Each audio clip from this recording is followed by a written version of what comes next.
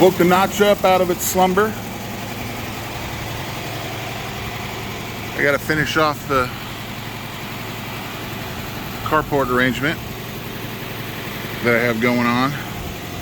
So I had to move this guy over, put the jacks back underneath the wheels, started it up. Sounds great. Shit hadn't been run since probably 4 or 5 months. It's been a while.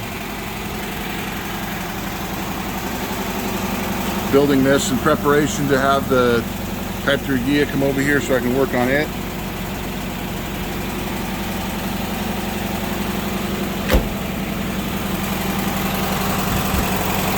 As well as start driving this.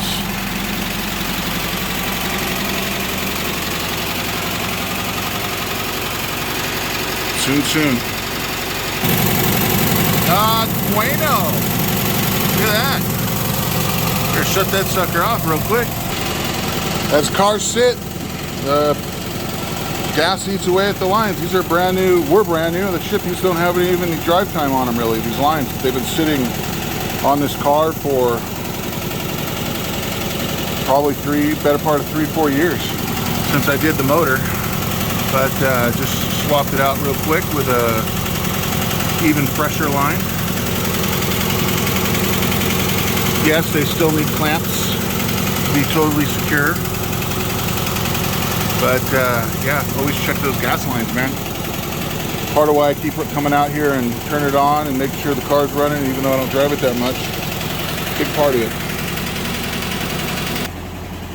Coming back up to the front,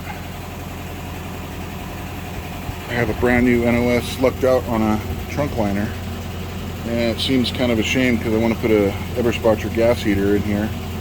And to do that, I got to cut out sections of that cardboard. So we'll see if I ever get the guts to do that. Put the spare tank back in, get the tube hooked back up. In the inside,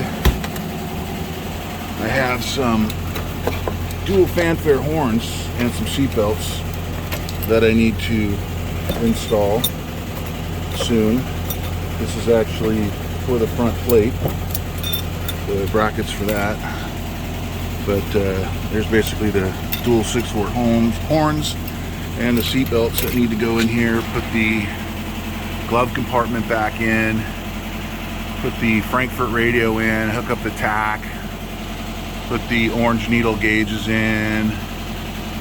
Just little stuff, little fun stuff.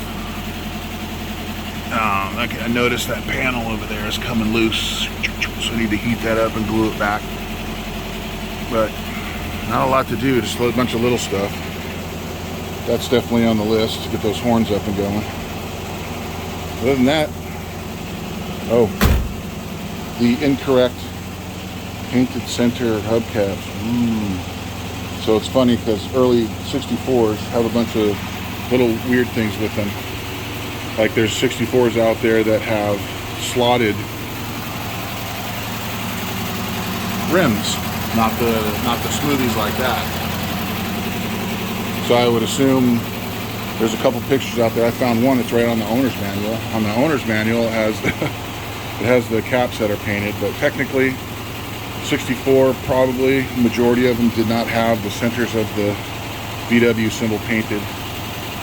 And for starting the 1500 Krug, I get a lot of grief for that, but I like it. Might be inaccurate, but it's possible.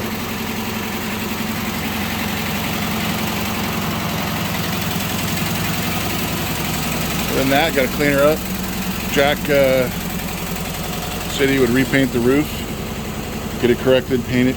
I'm going to do it black, get rid of the white, but then paint it correctly with the German stripe. This is more like a Australian kind of thing, where they actually followed the line of the window straight across instead of the slices they do, the German cars did, with this option, with the two-tone painted option. So got to tuck this rubber back in, find a discerning line. It's not going to be way down here, that's for sure. It's supposed to be up here somewhere. And then paint that black. That's definitely something on the to-do list. Other than that, sounds good, running good. Oh, I also have original towel bars, real deal towel bars put on here. I may or may not put those on. I probably will, only because the aftermarket ones are becoming so common. Having them on your car is becoming common on a Type 3, where before it was like super rare. Now they're getting a little bit more mainstream common because they have the second batch of like the Flat 4 ISP West overriders, repops of the original are more available. So a lot of guys are getting them and running them on their cars. But I probably will put the original ones on there just for that sake. Maybe, I don't know. We'll see. A lot of fun things to do with this car.